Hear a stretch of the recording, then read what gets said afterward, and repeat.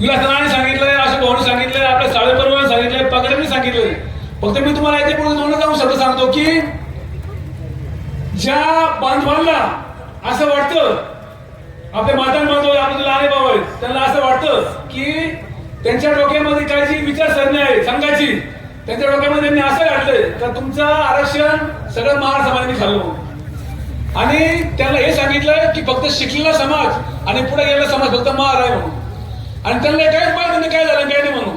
आणि म्हणून त्यांना ज्या लोकांना हे सांगितलं गेलं त्या काही किंचित लोकांनी फक्त याच्यामध्ये उतरले. असे भाऊ सगळेच लोक याच्यामध्ये उतरले नाही. माता बांधव जो शिकलेला आहे, ज्याला बाबासाहेब जो बाप म्हणतो तो आपला संघ आहे. त्याच्यामुळं सगळेच माता लोक चुकीचे नाहीत. त्याच्यानंतर चर्मकार लोक आहेत, मेहतर लोक आहेत, ढोर लोक आहेत, रामोशी आहेत, हे सगळे लोक आपल्या सोबत आहेत. आणि माता बांधवाला आज उद्या कळणार आहे. ज्या टायमाला याचं उपवर्गीकरण होईल, होणार तर आपण देऊच नाही, होणार तर आपल्या रक्ताचा शेवटच्या थेंबापर्यंत आपण होणार नाही. कारण आपल्या बापाने आपल्याला दिलेले फक्त नावडी नाही, त्याच्यानंतर नगर नंतर मंत्रालय आणि मंत्रालयानंतर आपला दिल्ली जायची वेळ तरी आपण जाऊ. पण बाबासाहेबांनी आपल्याला दिलेलं आरक्षण आपण कोणाला देऊ देणार नाही, आपल्याला फोड पाडू देणार नाही. कारण या सरकारला या संविधानाची मोडफोड करायची, या सरकारला या संविधानाची तोडफोड करायची. आणि त्याला सांगायचंय तरी संविधान आम्ही या मार्गाने तोडलं तर आम्ही त्या मार्गाने तोडू. म्हणून आपल्या भावाभावामध्ये त्यांनी भांडण लावून दिले. मला सांगायचं मित्रांनो, आपण आज वेळ काढून आल्यात, काही महिला आपल्या कामाची रोजंदारी बुडून आल्यात. पण ज्या ज्या वेळेस संविधानाचा विषय, ज्या ज्या वेळेस आरक्षणाचा विषय, तुम्हाला सगळ्याला समजलं लागल. तुम्ही कोणाची वाट पाहू नका. तुम्हाला आपल्या बापाने दिलेलं आरक्षण, आपल्या मुलांना जे शिक्षण द्यायचंय, आपल्या मुलांना जे नोकरी लावायच्या, ज्या स्कॉलरशिप आहेत, जे दाती दाखले आहेत, जे पडताळी दाखले आहेत, ज्या पदोज्ञ आहेत, ज्या आपले मुलं आहेत कलेक्टर, वकील, इंजिनियर, हे सगळे जर आपल्या भविष्यात पाहिजे असेल तर आपल्याला बाबासाहेबांचं संविधान जीवन ठेवावं लागेल. हे संविधान जर जीवन ठेवलं नाही तर आपल्या कुठे हात घालणार सांगतो. आणि म्हणून जे धर्मगुरू आले, कॅथलिकचे असतील, प्रोटेस्टंटचे असतील, मला सांगायचं मित्रांनो, या लोकांनी काय केलं की प्रत्येक जे चर्च आहेत त्या चर्चला नोटीस काढले. हा, जे चर्च अनाधिकृत असतील त्याला 100% तुम्ही त्यांच्यावर कारवाई करा. पण आमचं केंद्राचं चर्च आहे, वळंद चर्च आहे, 150 वर्षापासून असे बहुत चर्च आहेत ते, ज्या चर्चला नोटीस काढलेल्या आहेत. आणि नोटीस अशा काळात काढतात का ज्या टायमाला कोर्टाला सुट्टी आहे. आणि कोर्टाला सुट्टी असली तर 10 दिवसामध्ये टाकतात, 10 दिवसामध्ये आम्ही अतिक्रमण काढणार. आता मला माहिती आहे तहसीलदारांमध्ये विचारलं काही माहित नसतं, पण त्याला कलेक्टरची ऑर्डर असते. म्हणून जे ख्रिश्चन बांधव आहेत, जे मास्टर समाजाचे धर्मगुरू आहेत, जे ख्रिश्चन धर्मगुरू आहेत, कॅथलिक, यांनी सगळ्यांनी एकत्र यायचं. आणि तुम्हाला भविष्यामध्ये कलेक्टर कचेरीला मोर्चा काढावा लागेल. आमचा बाबासाहेब, आम्ही बाबासाहेब संविधान, आम्ही शेवटपर्यंत तुमच्या सोबत आहेत. पण तुम्हाला पण भविष्यामध्ये तुम्हाला या आरक्षणासाठी, या संविधानासाठी रस्ते उतरावं लागेल. तुम्ही म्हणता नाही आम्हाला वेळ नाही, आम्हाला असं नाही, आम्हाला चर्चेच्या बाहेर येत नाही. चर्चेच्या बाहेर तुम्ही जर आले नाही तर हे तुमचा चर्च पाडायला उभेच आहेत, हे लक्षात घ्या. नाही, ही परिस्थिती आली. आणि आमचं म्हणणं आहे जे आता या रावळ स्टेशनचं चर्च आहे तिथं आपण त्याला अंधश्रद्धा, जे आंधळे लोक आहेत, जे पांडू लोक आहेत, त्याला इतकं त्यांची सेवा आहे ते सुद्धा पाडून म्हणून ते आणलंय. आणि असं जर घडलं राहिले पगार साहेब तर काय बघ होणार आहे. उद्या आज ते पहा हिंदू मुस्लिम चालू आहेत, मराठा ओबीसी वाद चालू आहेत, आणि आता त्यांनी ख्रिश्चन वाद चालू केलाय. आणि त्याला माहिती आहे याचा निळा झेंडा आपण फाडला म्हणजे विषय मिटला. आणि आज हा निळा झेंडा जर आपण डोळ्यांनी फिरवला तर बाकी सगळे चालणार, तुम्ही लक्षात घ्या. आणि म्हणून या निळ्या झेंड्याची साथ देण्यासाठी तुम्हाला प्रत्येकाला उभारावं लागेल. इथला मुस्लिम असन, इथला शोषित असेल, इथला वंचित असेल, इथला मातंग असेल, इथला ढोर असेल, सगळ्या जातीला या निळ्या झेंड्याच्या मागे उभारावं लागेल. आणि निळ्या झेंड्याच्या मागे का उभारावं लागेल? कारण हा निळा झेंडा बाबासाहेबांचा आहे. आणि बाबासाहेबांनी आपलं संविधान दिलेलं आहे. तुम्ही जय श्रीराम म्हणा, तुम्ही जय भीम म्हणा, तुम्ही जय ख्रिस्त म्हणा, तुम्ही जय लवजी म्हणा, हा सगळा अधिकार आपला भारतीय संविधानात दिलेला आहे. आणि हे लक्षात ठेवा. आणि आपण जर आपलं संविधान जर वाचवलं, आपलं संविधान जर आपण जीवन ठेवलं तरच आपल्या लेकराचं भविष्य आहे, नाही तर आपलं भविष्य मान धरतरी. आणि 100% या सरकारला हे करायचं आहे. आणि म्हणून आम्हाला त्या काय युती केली आमची खाटे काय घेणे आम्हाला युतीची, आम्हाला युती पार्टी तुमचं लेकरा काय आमचे काय 50,000 आमदार नाहीत आमचे. ऑर्डरचे आम्हाला सामोरे करून राजीनामध्ये नाही दिला तरी आम्हाला काय घेणं आहे. आम्ही समाजासोबतच, आम्ही समाजासोबतच आहे, आम्हाला बाकीचं काय घेणं नाही. समाज बाबासाहेब म्हणजे बाबासाहेब, बाबासाहेब आपला कोण आहे? बाबासाहेब आमचा बाप आहे, आमचा कोणीच नाही. बाबासाहेब सोडून आपलं कोणीच नाही. शेजारी पाजारी सुद्धा आपण सुद्धा बांधते, बांधून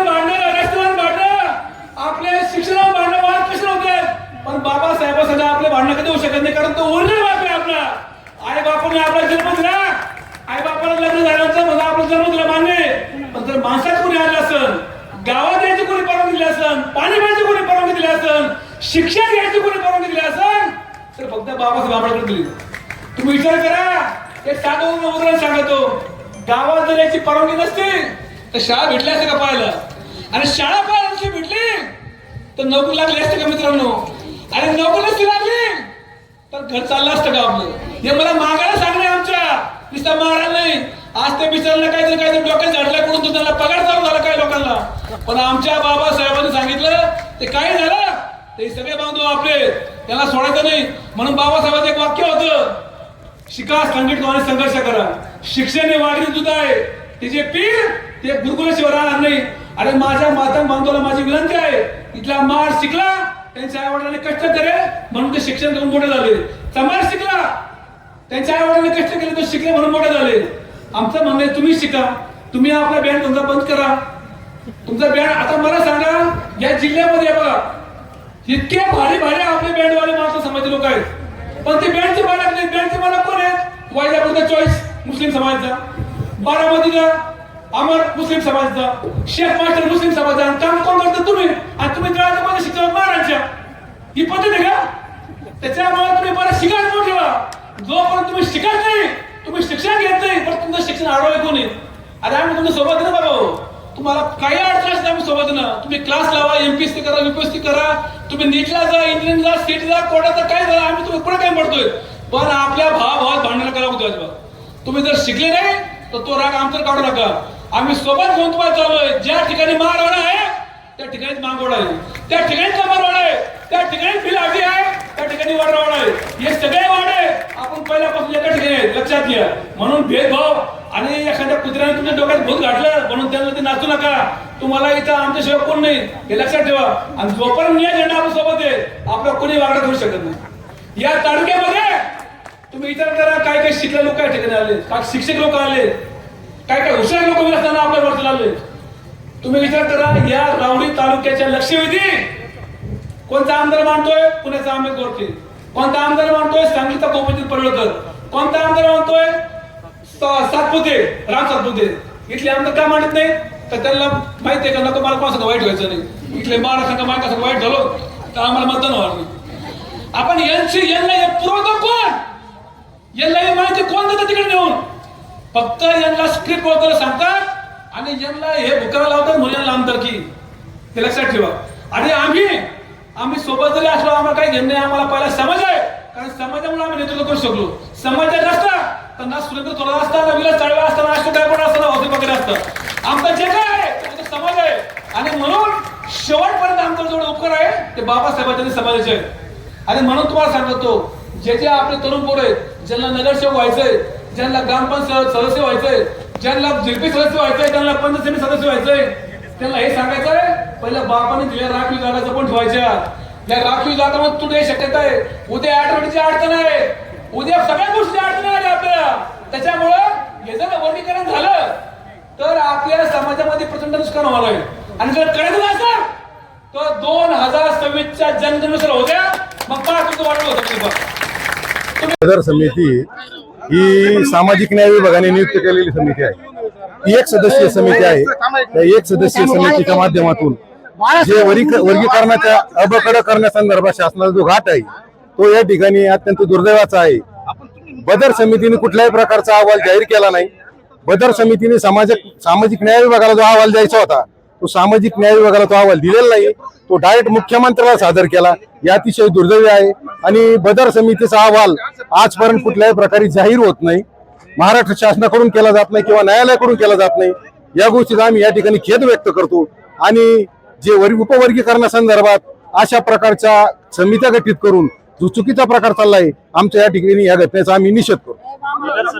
बरेच आरोप केले जात आहेत. बदर समितीचा एक असा आमच्या ऐकवण्यात आहे की इंजिनिअरिंगला ज्या समाजाचे जास्तीत जास्त पोर आहेत त्या समाजाची प्रगती झालेली आहे आणि ज्या समाजाची प्रगती दिलेली आहे त्या समाजाला आरक्षणामध्ये कमी वाटा द्यायचा असा शासनाचा घाट आहे आणि तो आम्हाला मान्य नाही.